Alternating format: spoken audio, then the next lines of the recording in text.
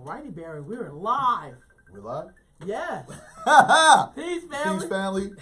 I'm just being honest, connecting with the Black experience. It's your man's, the most disliked popular guy, Barry Axis, and the queen of them all, the most popular Black person. I don't know about that. Oh. Be like, matter of fact, she did. No. Okay, so Barry, Yeah. we got a lot to talk about. We got to jump right into it. We got to Yeah, jump right into it. Man. We got to jump right into it. There's a lot going on in the world. There's a lot going on. R.I.P. to Baby Bailey first. Yeah. Our family members, the Baileys, tragically lost their baby girl. We want to offer our condolences Right on. to, pillars in our community. Right on. Folks that we're very close with, definitely family, just tragedy of that, just watching it. One thing to me is just watching their love, right? And them not being able to like share that experience of a child together because they've loved on so many other kids, but then watching them and their excitement, they did the soul development, they did the message to the Black community. Yeah. That was the last performance, and we've done a lot of stuff here in Sacramento as they have done, and that was the last time. And I remember just looking at the love fest of that child and the excitement of them both being a father and a mother, and to get it ripped apart so tragically. Just want to send out our condolences, our love. We're also going to put up the GoFundMe. Yes, we are. Up, so folks who want to donate in that situation, and having my own daughter, I remember when she came and she almost left at the same time because there was, I shared it with you before that, the doctors said that she, we almost lost her because she had swallowed some of her, some stuff, some mother's fluids and things of that nature. And she was in the hospital for 2 weeks. One of the toughest 2 weeks I ever had. And now just to watch my beautiful baby girl who's 23 years old, and knowing that the beginning of her life started with hardship, I wanted to make sure that her life was not about hardship. So, salute to the family. We're praying. We're keeping you lifted. I know you said you saw him. Your brother, just sending prayers out to them. And where there is death, there is also life. Yeah. And that's really the best thing I can really say. And y'all know my heart is with y'all. No doubt.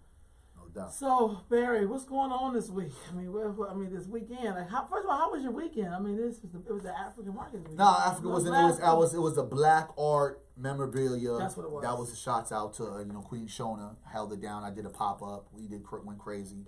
If folks don't understand, if you have not had my Caribbean style flavor, serious delicious food, I just don't run my mouth, but I know how to run those plates. So come holler at me. King Oxtail, Gumbo Delicious, Seriously Delicious, 2251 Florin Road. It's going down this Saturday. It won't be a pop-up. It'll be a regular African marketplace. That was good. We're getting hyped up for Black Friday, November 29th, November 30th. That's going down. We're getting a lot of good results. And, the Black Friday Coalition, my team, we're putting a great package together, for the community, not just only to do some shopping, but to have some fun, some live entertainment, some education on Saturday. So it's a whole lot of good stuff in the midst of all the hecticness that's going down. Of course, Hidden Gems Thrift Store. Make sure y'all check it out. Come visit us. The thrift store is thriving, I'd like to say. So we 6 months in the game. Hey. And thank you for the community for continuing to support. So that's a beautiful thing. And if you guys don't know what it is, check out Black Blueprints with a Z. Black Blueprints with a Z. The Facebook and our website. We got merchandise and we got a whole lot of real information as well as our IG and that Black Blueprints. If you're not about Black Blueprints and if you ain't on the Black Blueprints page, shouts out to MJ and the rest of the staff and the team. Black Blueprints be going crazy. I need you. I love it. We just got done talking. You're gonna bring some of your intellect on that Black Blueprints page with some of the missing girl segments that you do, as well as some other stuff, because we just want to get a whole round circle. We're now at 5,000 plus. So what I want to know is, folks, when you do it by yourself, it's good, but when you have people to help push the movement, it's even better. So literally, I remember we were sitting on like about 500. I have so much stuff going on in the field, outside the field, and everything. And then when I got a good collective, spoke to MJ, was like, yo, I really need to take this to the next level, gave the idea, the vision, and she took it and ran and, got some other folks kind of chiming in. And it's really been a awesome push to watch that page within the year, within this only probably year with 4 or 5 months, us going from like around 500 something to literally 5,000 plus. So we literally like tripled our numbers within this period, and it's been good dialogue, a lot of great content, a lot of real black shit, and it's folks from all over the world globally, and we're talking the way we need to be talking. We're talking unapologetic black excellence. We're talking about unapologetic black politics. We're talking about black agenda. We're talking about what we need to do. And of course, there's some trolls that come in and out. But, that's just the name of the game. You do with them trolls, Barry. Yeah, I deal with those trolls. I deal with those haters. But it is what comes with the game. But what we really are going to go jump into and dive in. Whoa. Right? You see what's going on in Fort Worth, Texas, right? Yeah, man. So what's the story with that? Enlighten some of us. If you just joined us, you're watching Just Being Honest, Connecting with the Black Experience. And Barry, you're going to tell us what happened with this sister. Tay Jefferson. They call her Tay Jefferson. 28-year-old black woman, a high college graduate. A woman that was taking care, I believe, of a grandmother, right? Was having a good time with her nephew, playing the video game with her nephew. A neighbor, a black neighbor, black guy, did a welfare check. And the welfare check was to the police. The police officers, instead of, assessing the situation, I want to believe that this police officer, whose name is Aaron Dean, who's just recently resigned as well as being charged with murder, but has bonded out for only $200,000, and we'll talk about that, went to the welfare check, right, and shot this woman through the window. Fort Worth, Texas. Dallas, Texas, we just had the No Amber, No Cry case. And we saw the shit show of that. Now in Fort Worth, Texas, you just had another irresponsible, incompetent police officer do what police officers do. Assassinate, murder, kill, be irresponsible, not care about life, whether it's black, whether it's white, whether it's Latino, whether it's man or woman.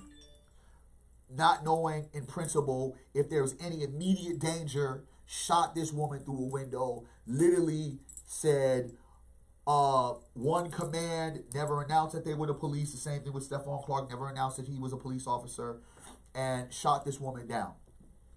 Woman later died in the hospital. Her mother was currently in the hospital, I believe. This woman wasn't a woman that you can categorize, because as we know with the Joshua Brown case, which is we'll do an update on that later as we get into this, because this is some shit we got to talk. We got to like compound this right here. She was a stand-up woman. There was like, no one could say anything bad about her. The neighbor has been remorseful, saying that had I never called, she would be alive, which is true. But what's happened in Fort Worth, Texas, with this another police murder, police killing, however you want to label it, but it's another black person dead. And I don't really think we can call it racially motivated, right? Because we don't know if he could see if it was a black person. I'm not too sure, because I didn't watch the video. And I also took it off any platform that I'm responsible for. Why? Because we don't need to keep on reliving trauma, horror, and murder, because I don't think that empowers us. I think that compounds us with not only guilt, but more fear. We can't really call it racist. We're not going to say that. But what we will say, it's the incompetence of police all throughout America. And I believe that when we think about what happened in Dallas, Texas, and then you revert and see what's going on in Fort Worth, Texas, You wonder, are these officers even paying attention to anything that's going on? For someone to go with the intent of killing a person on a welfare check, and then try to resonate the idea that they were fearing for their life. The one thing I do know is that they said, well, she had a gun in her home, but this is Texas. This is Texas. This is Texas. This is Texas, right? They do a little bit things different in Texas compared to other places. Right on. So that goes into the castle law that we had talked about last show. Mm-hmm. That even the castle law, if she had a gun in her hand or whatever, if she's hearing somebody creep in, the person who's a police officer never said, police coming in, welfare check, is everything okay? They came in with the intent to shoot some shit down. And this goes into a lot of different factors, like I said. This goes into, was this officer on some kind of narcotics? Was this officer drunk? What kind of training? Come to find out that this officer had 2 months prior intervention training. Yes. I believe the officer, if I didn't say it earlier, had only been on the police force since 2018. And the roundabout way this thing is playing out, it's making us question a lot of different things. We just saw what happened in Dallas. So what was the officer's name? It was Aaron Dean. Aaron Dean, okay. We just saw how things played out in Dallas with the Hug Fest and the Forgive Me Mania. All right, Hug Fest and Forgive Me Mania. Now we go back into this moment where we have to start, again, questioning training methods. We have to start questioning, why did this neighbor, black neighbor, knowing all of the history and watching all of the barbecue Bettys or whatever things that have happened with white folks calling police on Negroes in the intent to get Negroes killed, why would you just not call the neighbor or go to the door yourself to find out what's going on? Because literally she had her door open, right? So I don't know what they felt, there was a prowler in there or something was a robber. There's better ways. The simple fact that this police officer was by himself and didn't call for backup. There's so many different things that play out. And one, a major thing. What are black people going to continue to do? Are we going to continue to get shot down, or are we going to shoot back? Now that... Well, if we all went and joined gun clubs, they'd change the motherfucking gun. Now that is something in a deeper prowess that we really want to step into, if we want to step into it. And in a reality, how many more times are we going to start saying names? How many more times are we going to put hashtags? Like, to me, when are we going to start realizing all that shit is played out, and as well as serving the trauma and passing on that body cam as if that body cam is helping us elevate into some kind of ability to do something different? I think it puts us back in the holes like, I ain't doing shit, right? So there's a lot of different components that I feel that we have to unpack, and hopefully we can get some of that stuff to unpack on the show, because a lot of people are angry. I'm frustrated. I think this is just the incompetence. But again, I've already pointed out, why aren't these officers who do lethal or non-lethal shootings, why aren't they drug tested immediately?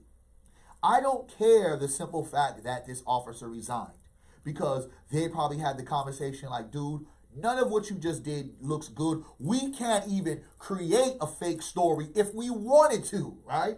Because they couldn't create a narrative like they've done with Stephon Clark, like they did with Joshua Brown, what they did with Freddie Gray, and the list goes, Mike Brown, the list goes, Eric Gardner, the list goes on and on and on. Marshall Miles, Daryl Richards, Brandon Smith. We could talk about all of these murders. Sandra Bland. And it's sad that I can come in repetition, break down these murders. And every single one of these people got murdered a different way. Whether it was selling CDs, whether it was selling water, whether they were going after their license, whether there was, however, whether they was going to the back door of their grandma's house, whether they was sitting and eating ice cream watching TV. You would hope and think that their incompetence and their ignorance and their arrogance, I talk about with the police officers, would be a little bit different when you just saw what happened after a whole year and a half to two, your colleague in Dallas, that there would be a method to say, listen, y'all, you watching what happened in Dallas with no reason, intently going in and protecting yourself is one thing, but killing someone if you don't know what is happening. So, Barry, let me ask you this, and I'm right there with you. But sometimes I feel like maybe white people who are officers cannot interact with black people.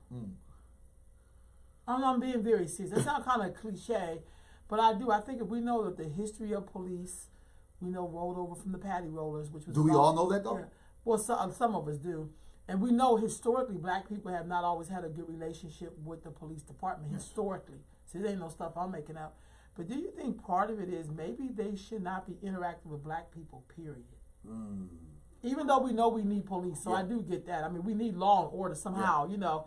But I also feel like it just seems like they're not capable of treating black people like human beings, to me.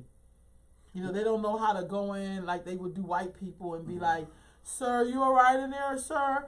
I remember a time, story of my Uncle Stanley, who I adore. He's an ancestor now. I went to his apartment complex. He lived in an elder home, in his own apartment.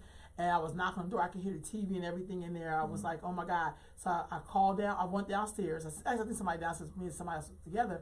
And they went and got the apartment manager. But the apartment manager said, I can't open this door up, you know, without having an officer here because I don't really know who you are. I mean, because I'm from California. This is in Philadelphia. So the cop came. And then they opened the door. When they opened the door, was a chain on the door because my uncle was in the tub. I didn't know because he was like in his 80s. So I thought like maybe he had slipped and fall. Maybe he was, you know, he was an elder. And so, but that cop, when the door was open, my uncle was like, hey, you know. And I was like, Uncle, it's me and whatever.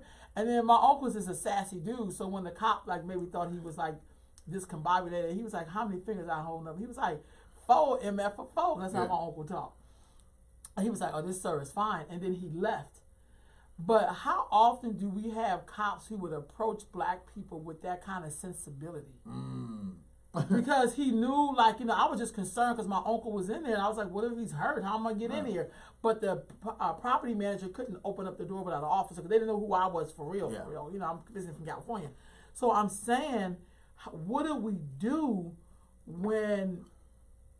it looked like historically and even now in the present that it feel like white officers cannot approach black people with sense? Or is it just the culture of the police department? Because we also know there are black officers who sometimes treat us in that culture of police that is very anti-black. We know that for sure now. And if there is some good cops, y'all better say something. You know, it's kind of like somebody said, we all like this, and then somebody like, oh, fuck up. Now, y'all, but I don't, it's kind of like at some point, we got to have this real conversation on what do we really do when they're saying the 6th leading cost of black men dying is the police, even though we're not talking about the other 5, because if more of the other 5 would probably happen than the 6. You would just get more media coverage if it's the 6. Yes, ma'am. What do we do with that? That's a loaded question because I think that a lot of what happens with the stigma that police officers, whether it's black, white, or indifferent, have is by how we treat each other.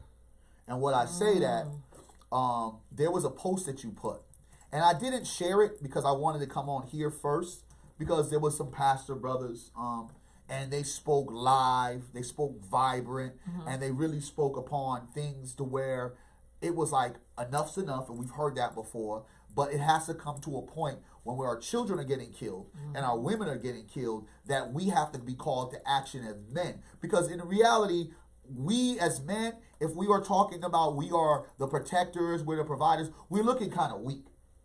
We're looking kind of frail. I'm just being honest. Because either you have Negroes that are not brave enough or bold enough to speak upon the injustice and the oppression that they want to cuddle up with police, you know what I mean? Take pictures with the police, have the police come to book readings, book signings, and be on panels with the police and massage their emotions. I'm going to let y'all know straight up. I've been on panels with many police officers, And I give them Negroes the 100% riot act. They don't get away with nothing when Barry Axie is on the panel. Why I don't get invited to some of the panels. Because Negroes are thinking that they're bridging the gap, and I'm speaking on, let's talk about facts. Let's talk about truth. I'm not into bridging the gap when you cannot, for the life of you, be held accountable or sit there and say, you know what? We've made mistakes. Here are our mistakes. Own up to it and tell us, in principle, how are you going to change what this identity is of what we as a whole, for a majority of us, believe policing is. And I think that this case with Miss Jefferson, it speaks so much to the ignorance and the arrogance of not only police officers, but police apologetics, that they really believe that they are like the odd folks or the group or the entity. Because we got a lot of people here in our own community. Right on. That 1 minute, Negroes is against the police, right? They taking pictures and don't get me wrong, because for some folks, all that, yeah, there's probably a picture with me and a couple police officers when it was cool. But some folks will say, well, it's never been cool, but it's really been okay. But it ain't been cool, I know, in this city for a long time for me to be posing and engaging with officers in a way like you niggas is off the hook. And I think that's what we do. So when we look at the way we treat each other, it falls and resonates to how someone else is going to react to us. Right. Well, shit, y'all niggas is gunning each other down all the time. So as I heard the pastors, I'm like, well, yes, the police are abusing us, but why aren't niggas stepping up when women are being abused? Why aren't niggas stepping up when missing girls are happening? You know, why aren't niggas stepping up when young boys are getting bullied? I mean, because we're doing the same kind of treatment to ourselves and there's no accountability. So it doesn't make it any more right that police are doing it, because one, these motherfuckers are at a whole different level of us because we're paying their salary. Other Negroes, we're paying for the bullets, we're paying for the murders, we're paying for the cover-ups, we are paying, right? But it becomes a time to where if we're going to stand on what we stand on, it has to be an overall stand that there should be no violence happening amongst ourselves. If you know some Negro is abusing some woman, you need to make sure that woman's out of there or that Negro's out of there. And however that Negro got to go, that Negro got to go.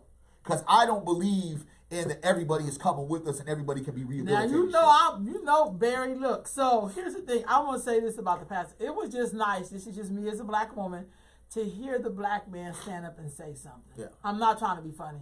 I feel like that's the start. Because where do you start? It's like when you're in such a big ass hole, how do you start climbing out the motherfucker? You gotta at least recognize, can you get a stick or something, or make a hole in the wall or whatever. At least, you know, to see the black man say, come on, black man, we got a shit. Like, because it's been a while. I'm just talking about in terms of, so I'm a child in the 90s, in terms of I came in. I remember seeing Khalid Muhammad. I remember seeing Miss Farrakhan. I could just name so many motherfuckers that be like brothers, because they came off of the heels of the Panthers where black men did that. Yeah. I love when David Banner talked about when he was growing up, how a pimp moved into their neighborhood and his father and a bunch of men went to the motherfucking pimp, was like, if you don't get your ass out of here, you in the morning, you going to disappear. Yep. And that motherfucker left. So in our community, sometimes we don't always see those black men, because sometimes the comfort coming just hearing sometimes from the black man, because we know the power of the black man when he is righteous and he is on his game and he's really being his provider. When he takes what he believes and put that shit into work.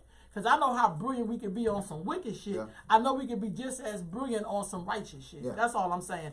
There's a brother in here saying, I'm sorry, brother, I did see a comment. Brother Gary said, there are a lot of us black men that do want to protect the black woman. However, you can't protect them if they're passive and they want us to be silent. I agree with that. I can't even, because I hate when women, and we've seen this happen. If my sister's still on here, you know what I'm talking about. When the brothers in Oakland were standing up to the Oakland police. This is when we lived in Oakland. And the brothers, they had a standoff with the goddamn police. I had never seen no shit like this, ever. And a brother wanted to go down and stand with them, and the person's wife was like, don't go down there, brother. I don't want my husband to go down there. But dude, that's a part of him as a man. You don't tell him not to go stand. He was trying to go stand with his brothers. So I get that part. Because I've seen women do that, you know, when they probably should not have done it. And when the fuck they needed to do it, they didn't do it. Yeah. Does that make sense? No, it makes sense. And so it's kind of like, I think at some point, they do have to stand up, and as women, we got to let y'all do it. Yeah. And not be thinking about, oh my God, like, what if something happened to him? You know, it's kind of like being a soldier and not wanting to have no bullets flying past your head. You know that's not going to happen. That's Not at what all. it means to be a soldier and go to war. And I don't think that a lot of us I are agree. ready to be soldiers. Oh, You know what I'm saying? shit, Barry. And I think that we like to talk soldier shit. Oh, And I feel like we like to greet it and we like to pretend Right on. that we're ready for that. I don't Right on. just believe that we're really ready for that true combat. Because at the end of the day, That shit and is this is real. the truth, this is not, and I'm going to repeat, this is not a war. Black people are at a war with each other because there's casualties on both sides. This is genocide. There's only majority casualty on our side. There's every once in a while, you got a brave Negro that go ahead and gun it down with the police. And intently, there's really not that I'm going to do it for A, B, and C. Though the media has created a narrative in some last few years why Blue Lives Matter started engaging and be the counterproductive organization or slogan for Black Lives, against Black Lives Matter, because there was a alleged Dallas sniper that killed some police officers. I don't reckon and believe that. There was a quote-unquote Baltimore shooter that came from Baltimore and shot 2 New York police officers, and then Obama signed an act that protect police officers from kind of attacks like this. And again, this is going back to my thing about Obama. How are you going to protect police officers? Don't you set me started on Obama. How are you going to go protect police officers, but you really didn't do anything to protect black people that were getting killed? Well, some people would beg to differ because, you know, they've gotten better jobs under Obama. And they were able to move into neighborhoods and be closer to the oppressor to help change his mind. But don't make me laugh. This ain't no laughing matter. I'm right now. sorry. I'm I just got, saying hey, that. I'm Listen, black, so shit, you gotta laugh to keep from crying. And Hell. so you're right. But at the end of the Shit. day, that was kind of That's like how we romanticize the shit, though, Barry. that was some of folks' biggest gripes about Obama. It was like, yo, you do see what's popping. He's like, yeah. He rarely. He want to go have a beer with the Listen, motherfucker, but he go ahead. rarely discussed it to a point to where if I was a black man in the presidency, in that seat, because it was from 2014 all the way to that Negro got out. It was like a black person, kid, woman, man, elderly, was dying damn near, it seemed like every week. Yeah, that's real. And it was going on. And the gun sales went through the roof. Listen, and it was city to city. Yep. It was like, who's next? Oakland, San Francisco, Cincinnati, South Carolina. And it was almost like, as Brother Gary was saying, the passive was literally a man that was sitting in the Oval Office that didn't really do anything. But as soon as allegedly some police officers got done, allegedly by some black people, allegedly, then you have him signing some act. And to me, it was like, what? But there was really no major push federally to sit there and say, because you can't focus on state, but federally you can change laws. And what has been the governing body for police officers is a Police Bill of Rights that carries this sense of invincibility to where these police officers will do what they do. And it takes a police chief or police captain or individuals that have some balls and have real human emotions to look at it like this is about people's lives, not about a shield, not about cover-ups. Because remember with the McDaniel boy that got killed in Chicago, the black police chief was involved in the cover-up. You said Quan McDonald? Quan McDonald. Yeah. The that's black Eddie Johnson. police chief. His name was Eddie Johnson. His name was Eddie Johnson. Not Ellington Johnson. His name was Eddie Johnson. So when you think about these things, and then you look at even here, Sacramento, you had the Black Knight, Chief Hunt. right? You had him for Stephon Clark. The ability to feel like, okay, humanity over anything will win and prevail. Not saying right is wrong, but then you have the moment of truth.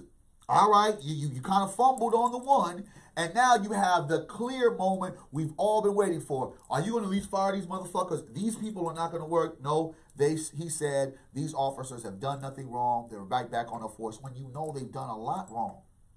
You know they've done a lot. They have damaged this community in ways that we don't even really see now. We're going to see later.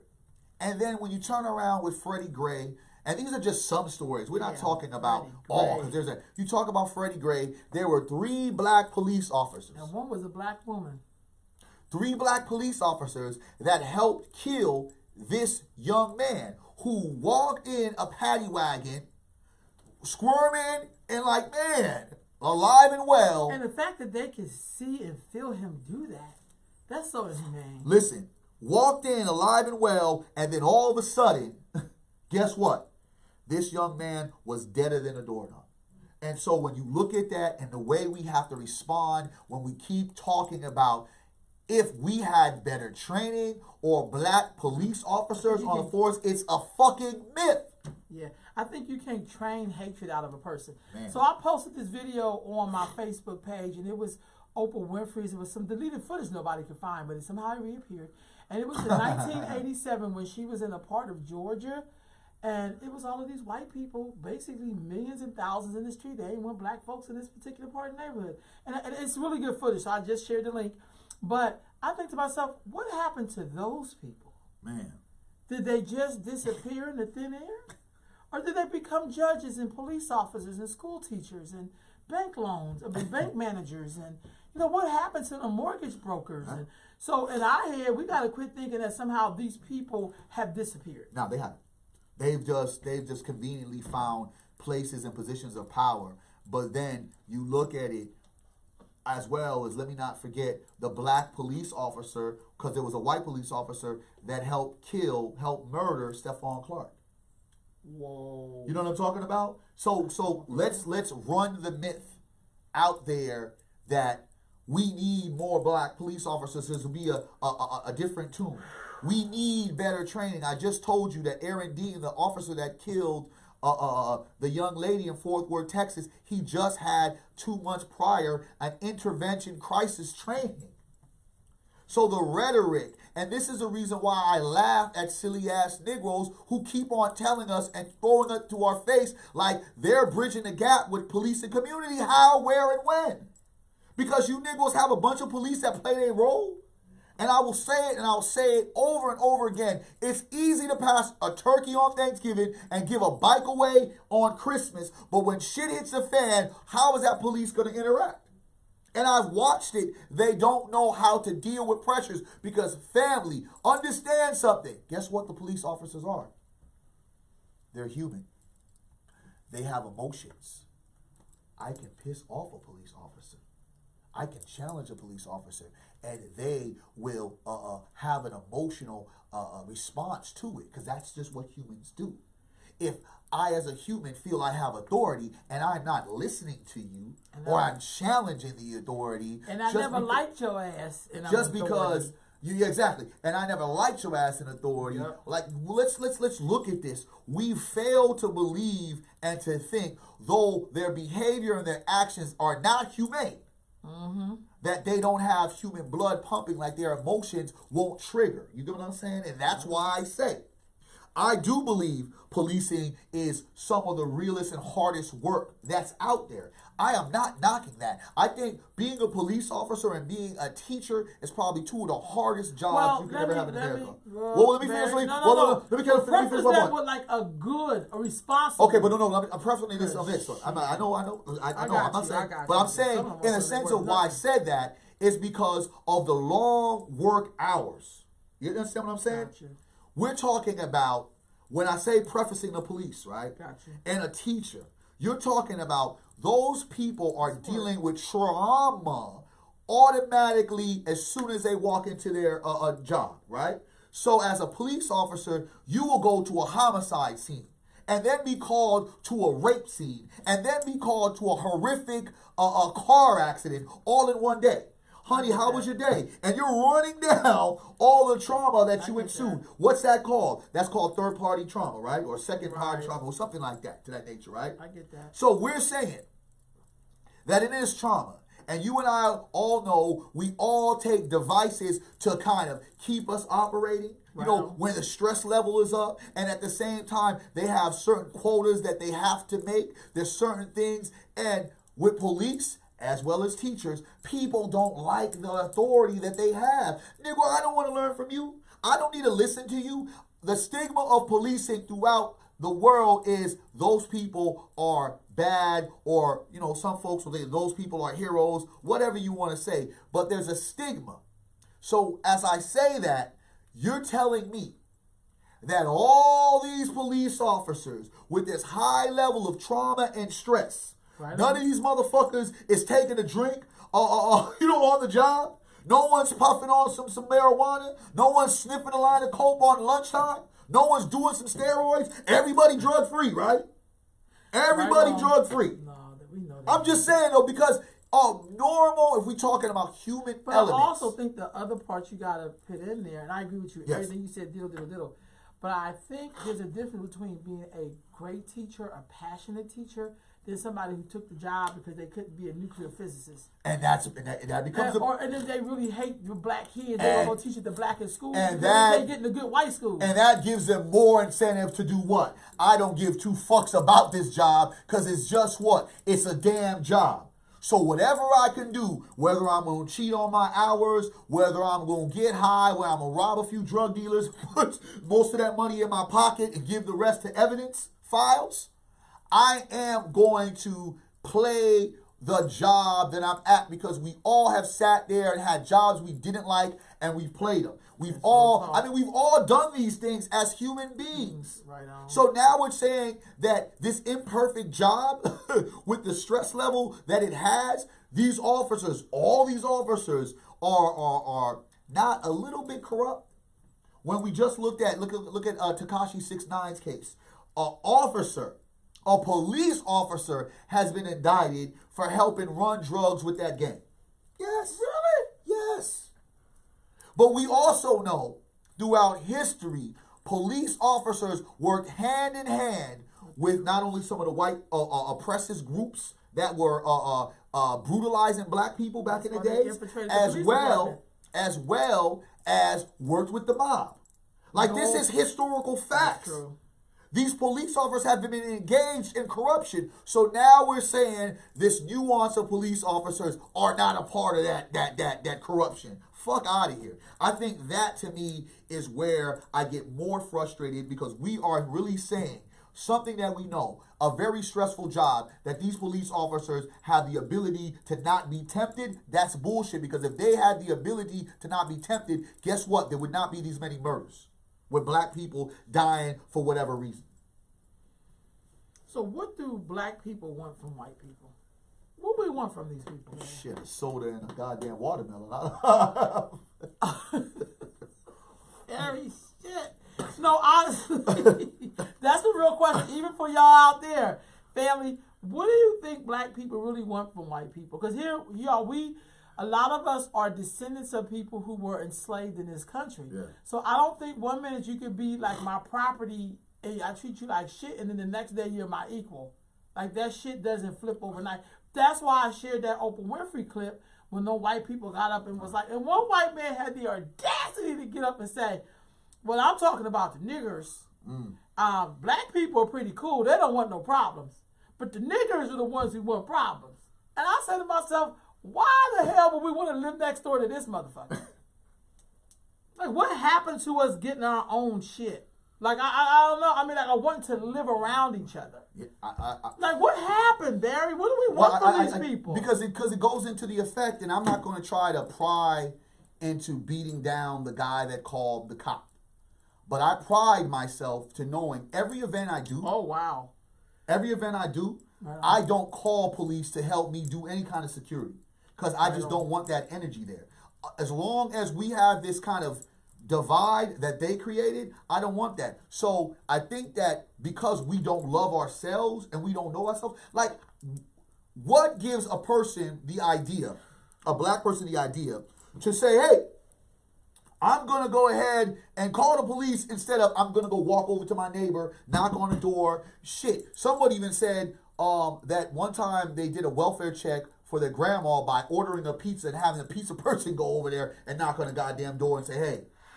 No, I agree with that. So it becomes a... But that's when we were a community, though. Yeah, well, I think that's... We have fallen so much in love with this idea to be accepted more than the love of us saying, let's do our own shit. And I think that what we really want from white people, we just want to be loved. We truly just want to be loved and accepted and appreciated by them. I mean, that's what I think our motivation is. I think we sick as fuck. Hold on. Gary says, and this is a really good point, another thing to look at, a lot of these race soldiers came straight out of the military, and actually the lowest career on the totem pole when they came out is a security guard or a cop. That's my point.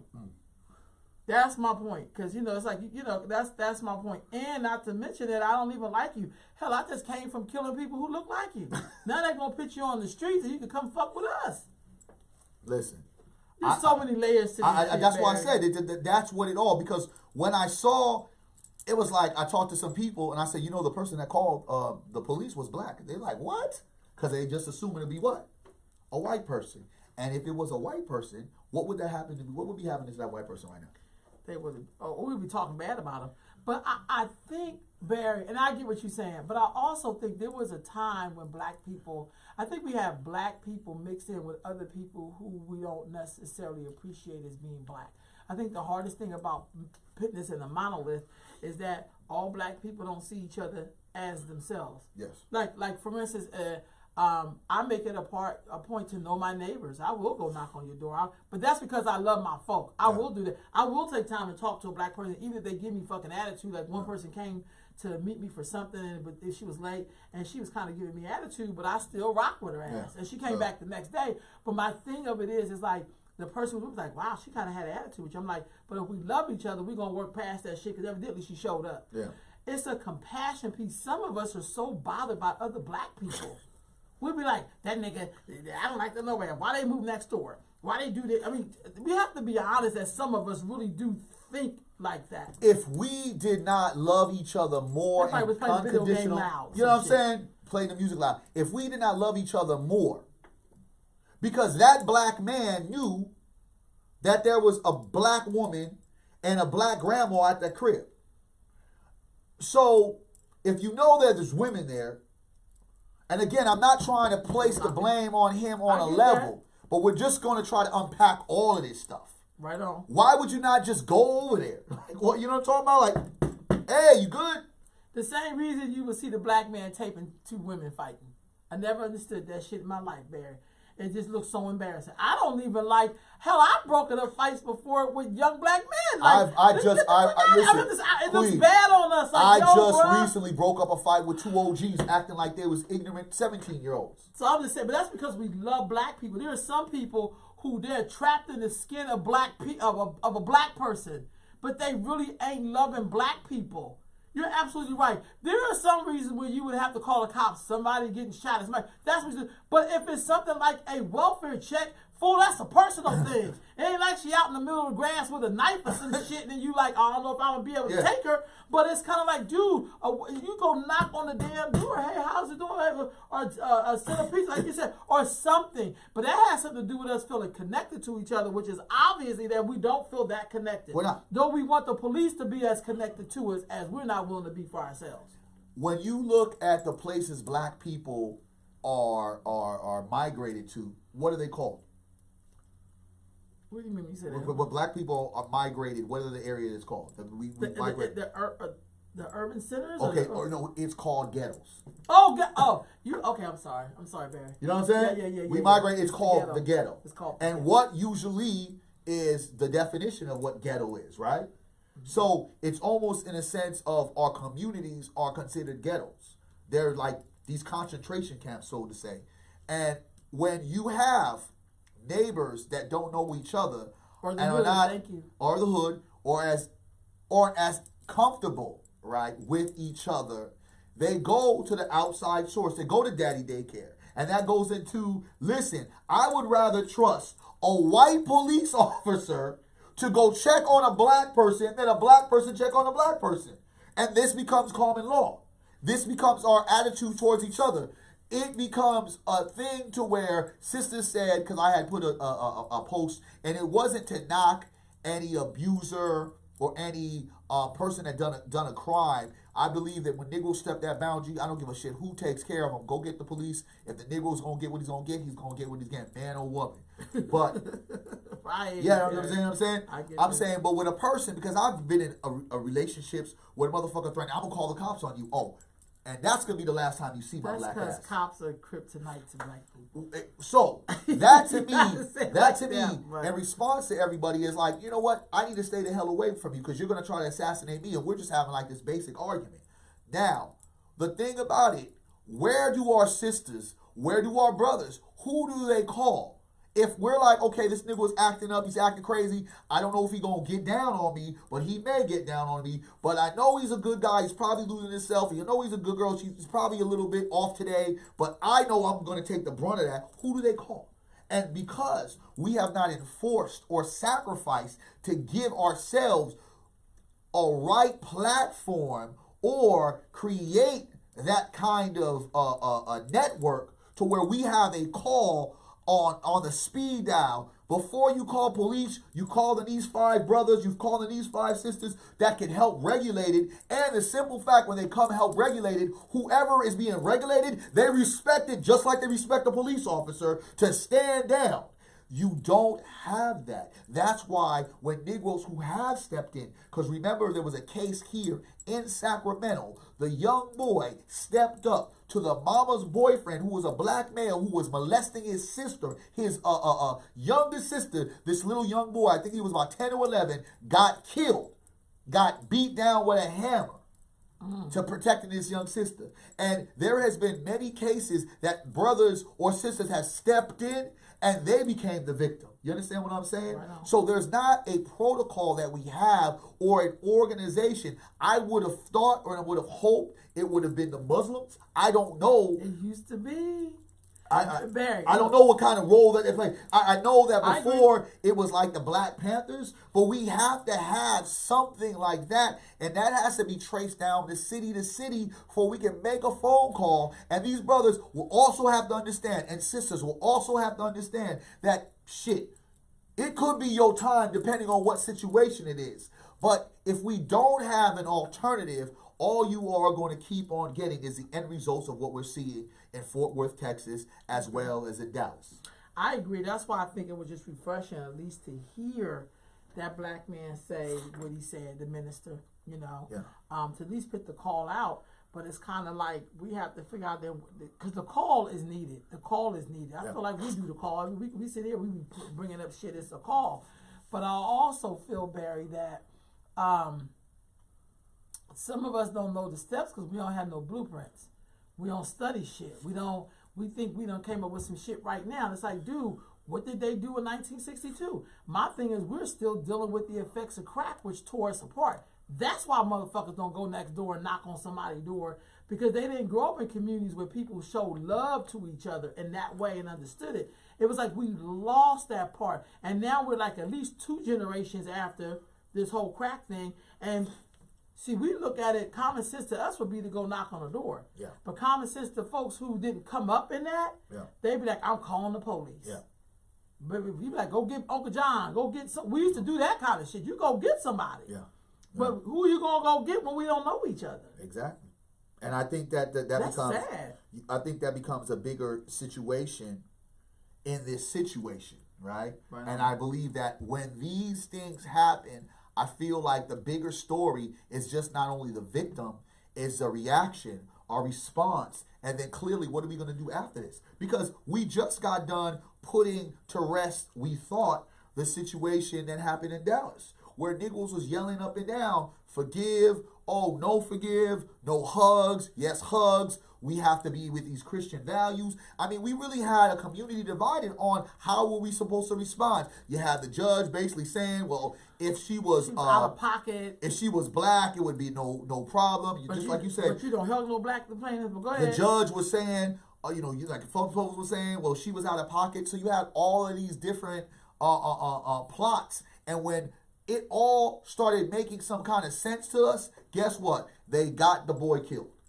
And then after they got the boy killed, they sat there and vilified this boy. Yep. And all of a sudden, this young boy who we thought was just a young boy that was doing his citizen's right to help a murder. And some folks argue that he was a snitch. Whatever, I'm not going to argue that. The boy is shot dead. We are so busy with trying to figure out forgive or forget, forgiveness, let us all love, but not for each other. They're sitting there giving this boy his death certificate as well as crucifying him and telling us, oh yeah, this Josh Brown kid, he was a fucking big time drug dealer. And so we're so discombobulated because we don't even know how to react. So I believe that because there's so many things that are thrown at us and we have so much things to unpack, we have so many things to kind of put together for ourselves, all of these things that continue to be put in our face, it continues to traumatize us, so we can't even get out of the first part of what we've been challenged by because there's something else right around the corner. Literally, we was trying to figure out and decide if forgiving this killer was the right thing. And then a few days, Josh Brown gets killed. And then we're all saying, hell, that's bullshit. And then here goes all of the narrative that they've created that he's a criminal. And while we're trying to unpack that, boom, guess what? Here comes Tay Jefferson getting killed by a white police officer. Where do you stop? And we're not even talking about the missing black girls. So we don't even have time to focus on that. We're not talking about the deficits that's happening still in our high schools. We're not talking about us still trying to climb up economically to make it make sense. We're not talking about other things that continue to pride us down and not allow us to climb up. We are not able to even resonate on these things because one thing happens after another thing happens after another thing happens, and it's just like, as a black person, where do you go? And the common culprit of it all is a white person, and I'm tired of that being the narrative. Well, I'll say this though, Barry, but I also think there is something with us, but we just don't fucking read the big sign on the damn wall. See, we can have our theories. Should we forgive? Should we forget? But the universe has a way of saying, y'all already know this fucking answer. Why are you clamming up? Well, I got to send you another reminder. Then I got to send you another reminder. We get reminders left to right. Yeah. So if you thought in your mind you can make this a good thing, then you get a reminder. Like this sister that just got killed. Just in case we was going to change our mind, because we, every trick against us has been used against us. They use your religion against you. Yep. They use other black people who look like you against you. Yep. We done showed you all these black officers that kill black people and signed on to the shit. And we done showed you that. And you know what niggas will still do? Right? I think I'm just saying. I think that's trauma. I think that's trauma. What is that? Is it trauma? Is it silly Negro shit? I think it's trauma. Because I would tell you, Negro shit is trauma, though, Barry. Listen, most Negroes don't want to change what is going on. Negroes want to change their positioning. Because I know. I agree with that. Police, if you're in, them Negroes is big funders. Them Negroes is going to write a check. Straight up. Like, if I was co-oping with the police, if I was chummy chum with the police, I know officers that I could be, hey, yo, I need a check for, whoopty wop for A, B, and C. You can come out, play basketball with the kids. Oh, yeah, Barry, we'll write a check. Voice of the youth, bam. It's good. I don't choose to do that. And I think that Negroes that do that, you're setting up our kids with the wrong narrative. No, when they want to pop your ass, you don't say nothing. Because I believe in the law of the universe. So what you put out is what the fuck you get back. So, because I think that's the overall thing we have going for us, is that the right thing will show up. Does it make sense? You're gonna pay the piper either coming or going, but you're gonna pay. And so, Khadijah's saying, okay, she's saying black folks are afraid to separate and afraid to shoot back. let's go Niggas into afraid it. of revolution. I always think about the last Let's poet. go into it. Oh shit! Are we Why you afraid? bring this shit up? I'm just saying, No, are no, we I'm afraid? So let me just say this, Barry. Hold on. What I was gonna give you was the greatest example that I had. I thought you was gonna give me a check or No, something. no, I can't give you a check. But I'll tell you this. I always remember this scene in Django. Some people say the Django. I'm saying Django. Was that Django? No, not Django. Yeah, 12 we Years a know, yeah. Slave. It was 12 Years a Slave. Okay. 12 Years a Slave. When they was lynching Solomon, what his brother name was, and all the black people came out and started going about their regular day. And this man is on his tippy toes, trying to, you know, and then one sister comes over and give him some water, and then she tip away. That's what it's like to be in this system fighting. Black folks, they so worried about their own safety or not, because when you have somebody who is brutal, it's not easy to stand up to a fucking brute. Yeah, you're right. That's like standing up to a bully the whole school, you know, and everybody else like, he a bully. And there's 100 of y'all can mob this fool. Yeah. But you'll let him pick on this one person. And I'm using that example in 12 Years a Slave because that scene stuck out for me so great. That here this man is being lynched and he's standing on his tippy toes. Yeah. And black folks come out and start doing their laundry. And like, if they don't see this man being lynched, and then one black woman, even though she was scared to death, like the brother who testified, and gave him a sip of water, and then kind of like, let me get the hell away in case somebody see me do that. That's what it's like. I think that what you just described so vividly also takes me back to when we were the Nat Turner movie, right?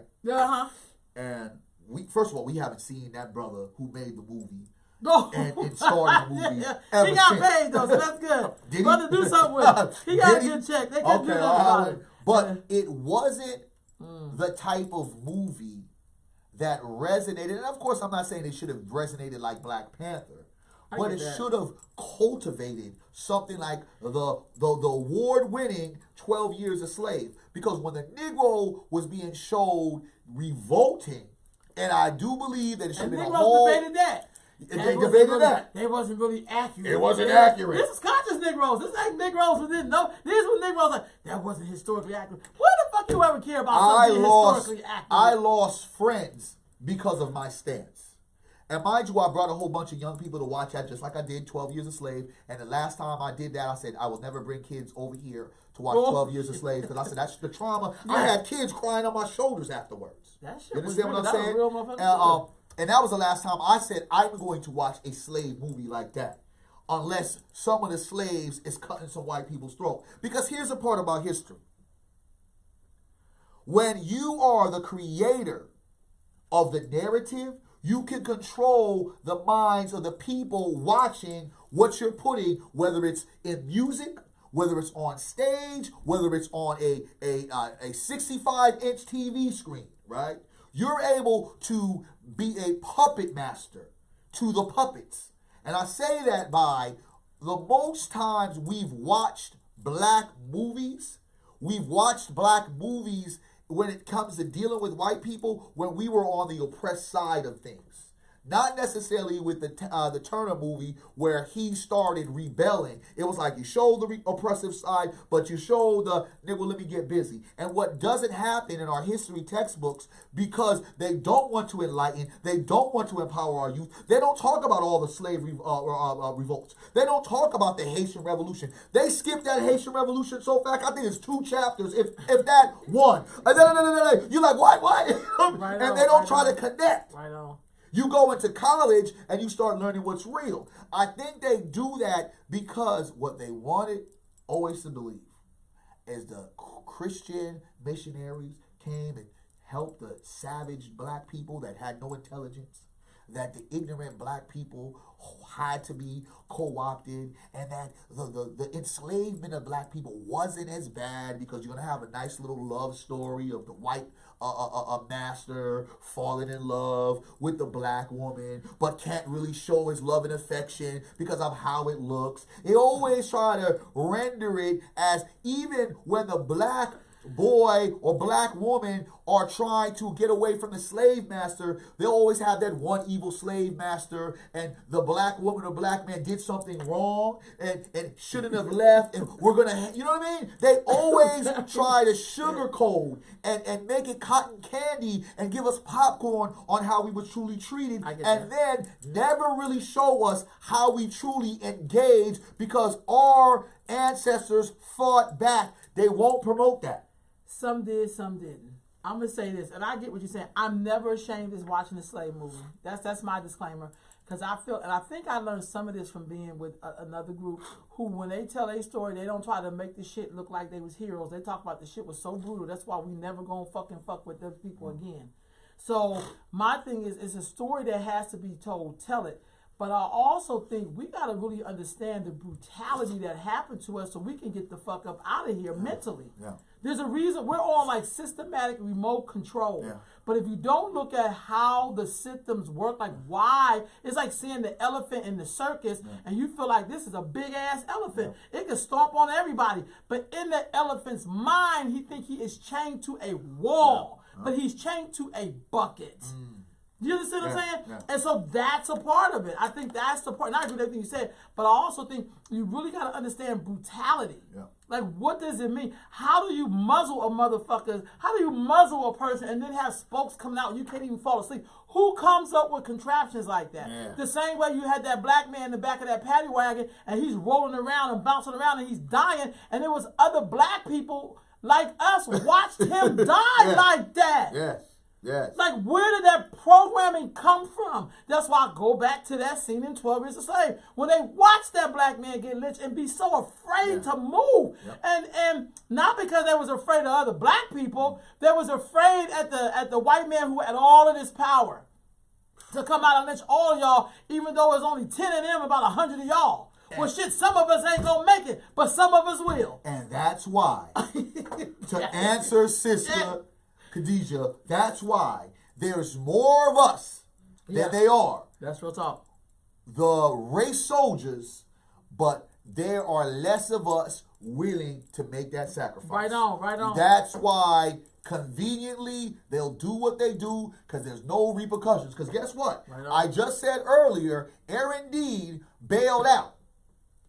Oh, shit. That means he's somewhere. Yeah, he's somewhere. So instead of signs, grits and fish. Listen, shit. so instead of signs Right on. at police stations and things of that nature, there should be a herd at his house, right? Because the only way it gets real is when it comes right to your front door, and that becomes a problem. So as what the Queen says, when we go in, and this is another story that they won't talk about, when the Black Panthers were shooting back. You know what? When we talk about historical things, when George Jackson and the rest of the crew took over the Marin County Courthouse, that's some big shit, right? That don't happen that often. And really, that don't get reported at all.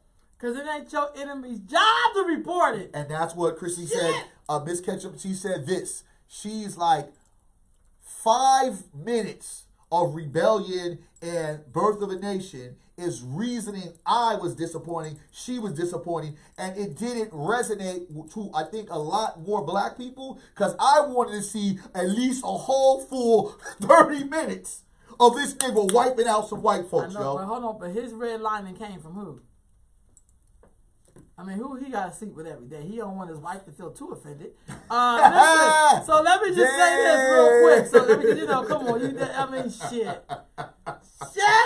Look, in order for us to put out this movie, you gotta take these 10 other killings. What does SMF mean? Why is it SMF, which is same, sure?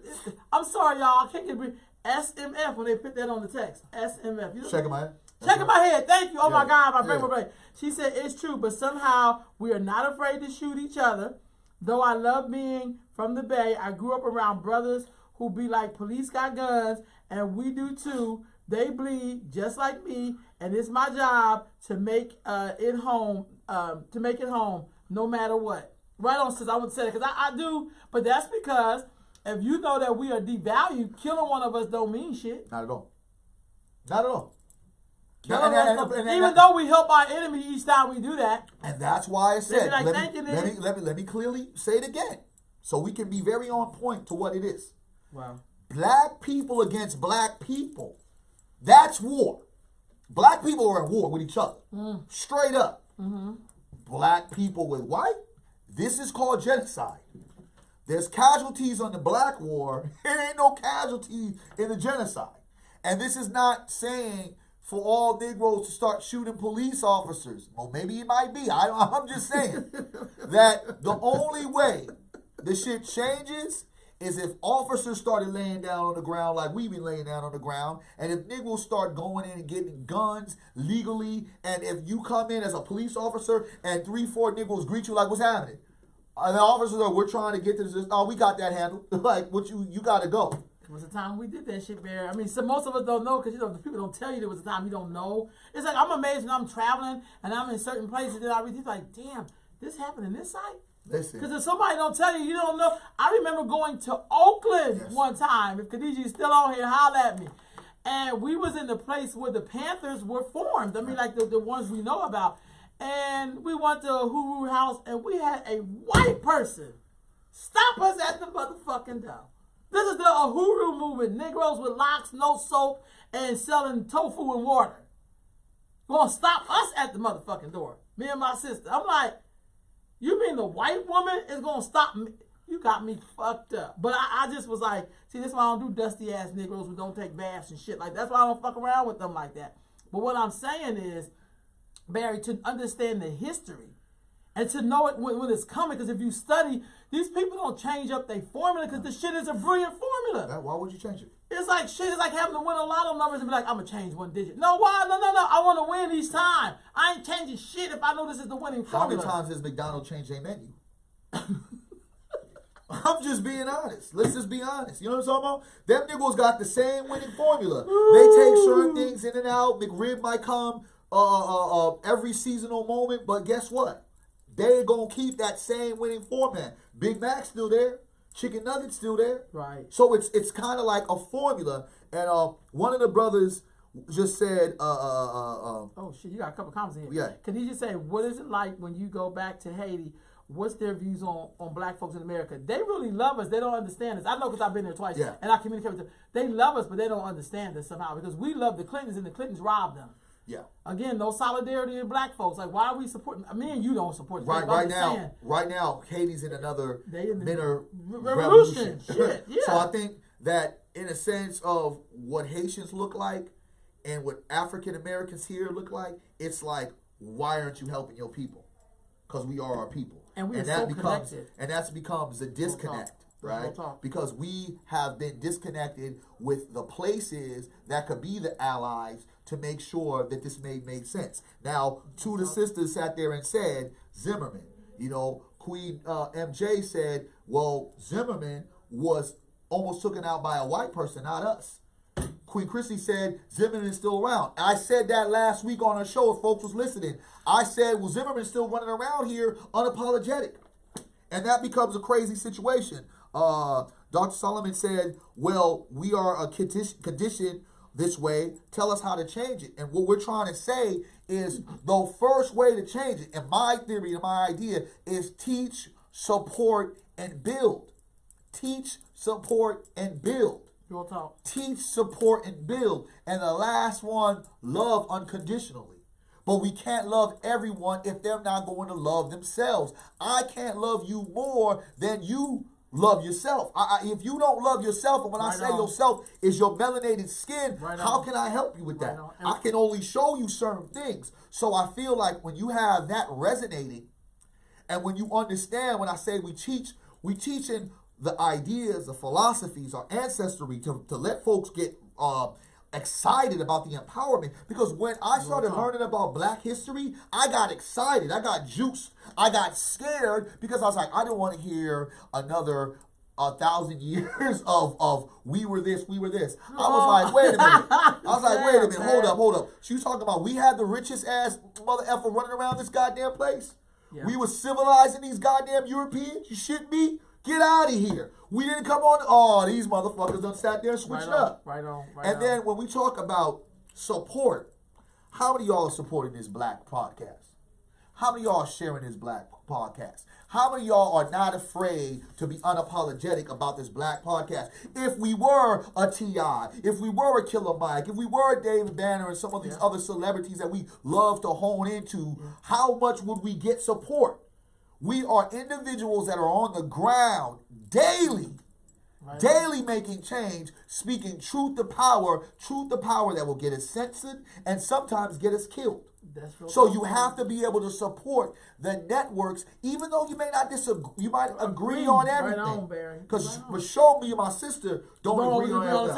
Right. Y'all didn't see but that. that's what it means to be in the nation, though. But that's what really means is to be in a true relationship where real results will end up happening, because we can't always agree. Like, I might think we need to do this way. I'm going to feel you got. Guess what? We'll do it your way this time because my way didn't work.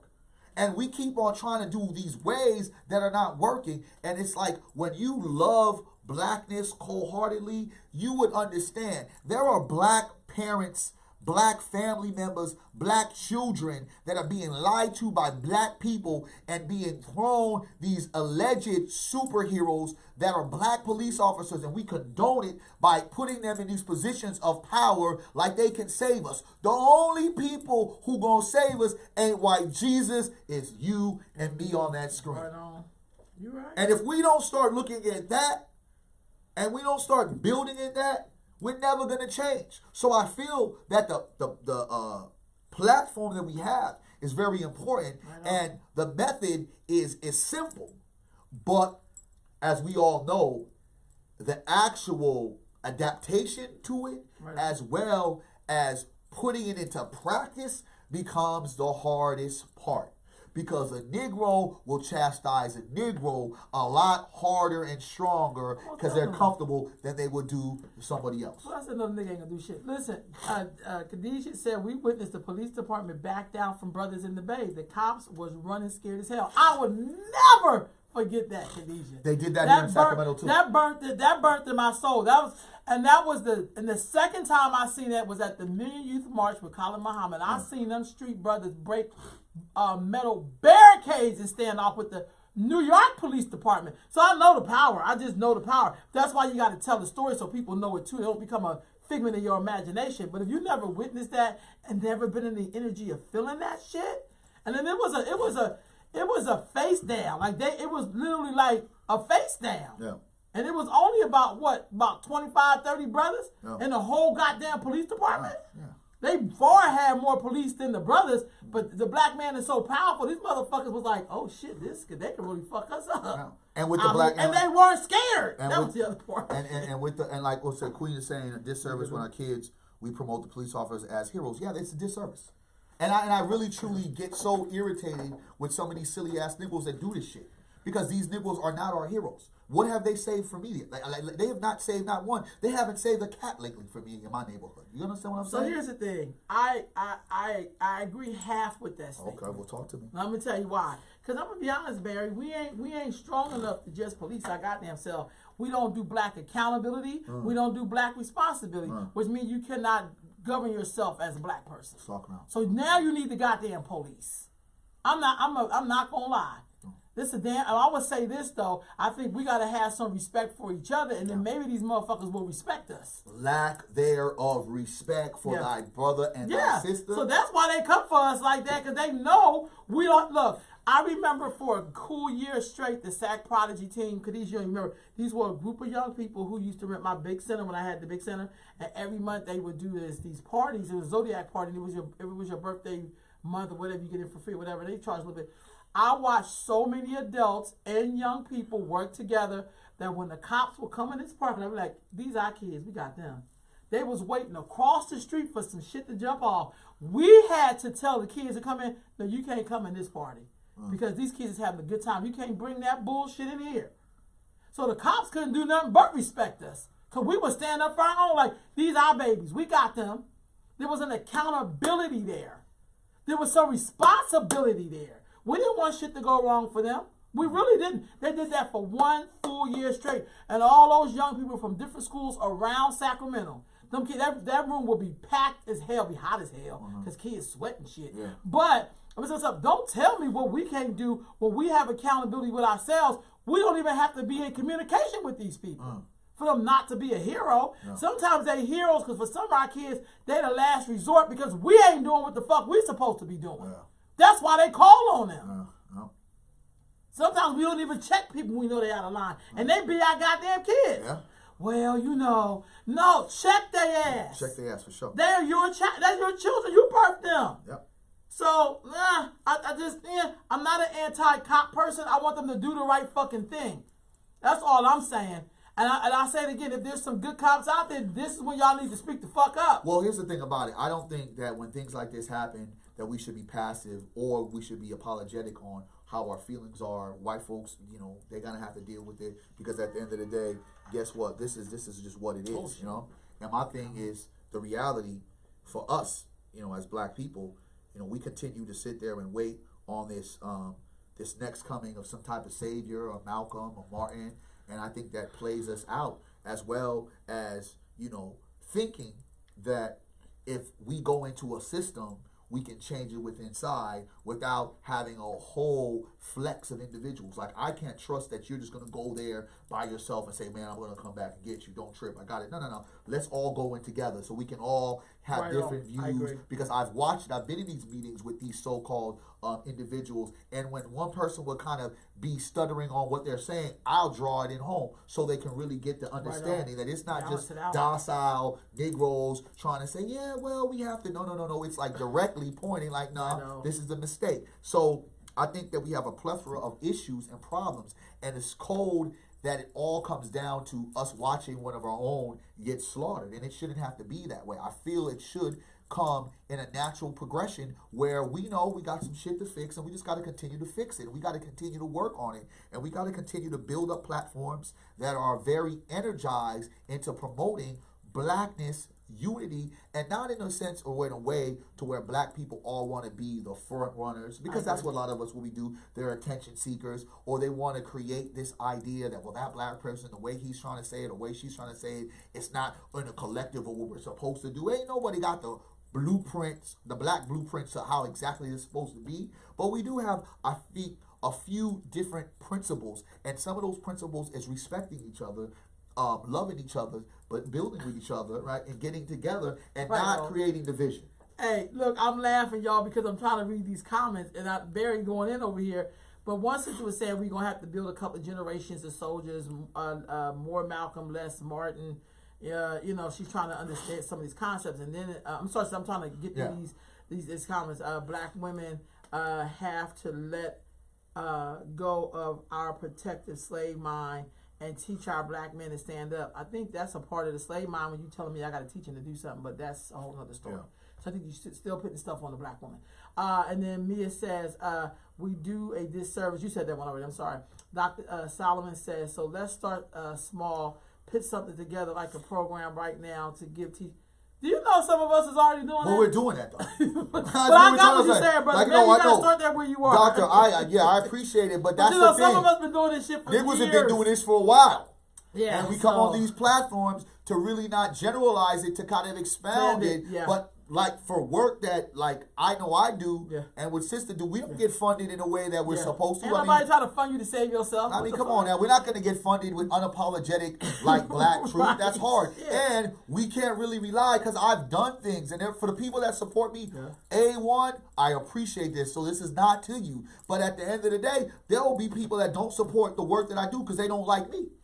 Hey, and then there's some people who will show up to shit but don't bring their young people. Like, nigga, you already know this. That's like you going to Egypt 100 times. Nigga, take somebody else. Exactly. I mean, what you going to learn 101 time your ass go? And I think that some people are in positions that they should give up. But there's a lot of different components. I know there's some other components. You tell people to give up? Hold on, Kenisha said, that's why I don't stand behind no cowards. She said, Barry just said that. So you basically Chrissy said earlier. Chrissy said, I am so sorry the Black Man Collective has work collectively to do. They don't get along. Lack of education and don't study. The bar is low for what is expected as a man.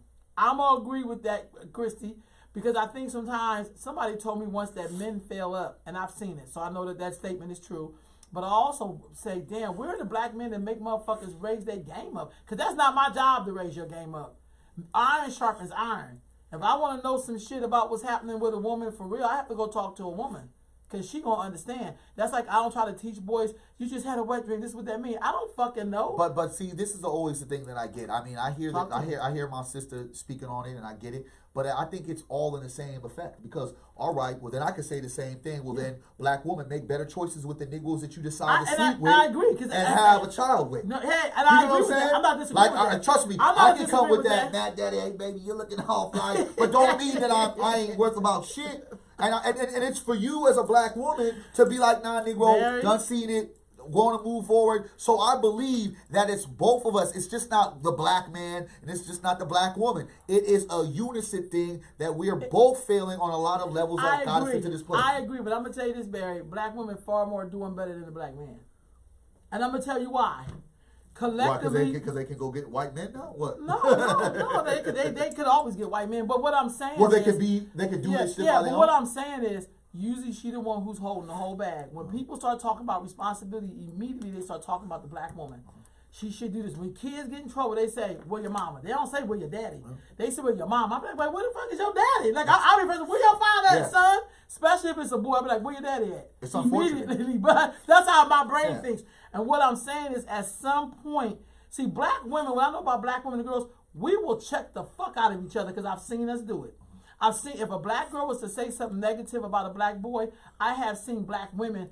Well, wait a minute, because you don't know what he immediately will check her ass.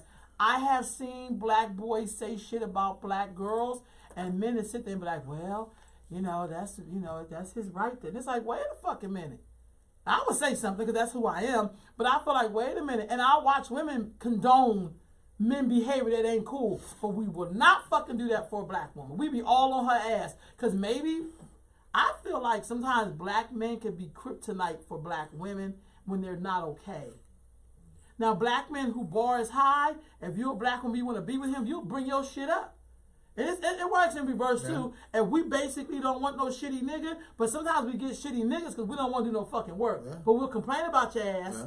But nigga, you picked this motherfucker, so what you complaining about? But I think that it goes into the simple fact of me building on to seeing there's some black women that are not prepared for the righteous and right black man. I agree with that. Look, Barry, I'm saying this. I agree with you. Because I didn't know any of those women, thank God. But I know that they're out there. Yeah. And I'm going to tell you what made me a believer in that. Watching the goddamn paternity court. Yeah. Because I would believe if a woman said this person is her child's father, yeah. I would believe. They look you right now. This is my child's dad. When the shit come back and say it's not, I'll be like. Because I've done with enough black women to understand both sides of the fence. And it's not always just black women are holding down the fort. You know what I'm saying? I can proudly say that there was never a situation where my daughter ever or my daughter's mother ever had to sit there and say, I don't know where the dad's at, or my daughter had to say, well, I don't know where my dad's at. That's the kind of world I live in. Get you. My father is the one that raised me, so it's a different compound, and my aunties were just as pit bulls as my dad who helped raise me. Right and on. My attitude, is a little bit different because I've been in a place where there has been lack thereof support from certain black women, but I've also been in a place where there's been tremendous support from black women, and I honor that, and there's been lack their support from black men, which is a big thing. So that's why I say, from my standpoint, it's an even kill. But the reality is we are not going to get any change from them motherfuckers if we cannot change us motherfuckers, because they will continue to play that emotional game and window, because one murder has not let us focus on one murder. We focused on the neighbor calling who was black. We focused on why did the preacher say what they said, but why haven't they got George Zimmerman? Why haven't they go into the house of the guy? We have gone to every other thing but say we must take down this system. And that becomes a bigger pillar to the issues that we continue to obtain. Why? Because we have so much to unpack in these horrible situations. Well, hold on, Christy here got a lot to say. Christy, catch him. And this is right after 10 o'clock. She really think about 10 o'clock. Right, she said until we don't check each other, then unfortunately we have to take a chance with the police. It's a 50-50 chance getting killed by one of our own or the police. I get that. She said the nonprofit industry complex was created to not fund our work. I agree with that. No That doubt. part exactly. I don't necessarily agree with a lot of the black women have compromised, and like the brother said, we cannot be responsible for the choices sisters make. Right on. I just know growing up, because I mean, I definitely had my dad, but my mother and the women in my family, they just strong. And they would always check you about what your capabilities were. That's why in my family, women didn't start having babies till they were finished with school or whatever like that. My mother was sick, but my mother also talked about her own journey. So she didn't sell us a bill of goods like, you're going to have to need this man. And I've watched women do that. It's best to have a peace man and no man at all. Well, I grew up hearing that shit from them, like, nigga, it's best to have a piece of man and no man at home. He's mine, you may have one time. Who the fuck comes up with shit like that? You know what I'm saying? And I love that song. Oh, no, our sister's going in. And you know what? Christy I see a got lot off of... the stage, and I ain't never seen Christy talk. Bring it in, girl. Talk to us. We need you to talk to us, sister. Talk. But you know, here's the thing. Listen, and this is where I'm gonna agree with my sister cold-heartedly because I love my sister. Negroes is cowards. Oh yeah, can he just say The black man is really cowardly. Some. I'm gonna tell you right now, the nuance of black men today, these Negroes is cowards. And that doesn't mean that it's the whole ones. Okay. I'm not saying the full. Because I want to diss those brothers I'm who get not, up there. no, like that brother who went through them bricks. Yeah. You know, at least he did something. There's some riders. I never will definitely. But the majority, right on. and I say that because I watch certain Negroes who can roll with a person like me. I just got done telling you, I have more of a power team with who? Women. I have a power struggle with who? Men. That doesn't mean I don't have power struggles with certain women. I get that, but you can work through But that shit.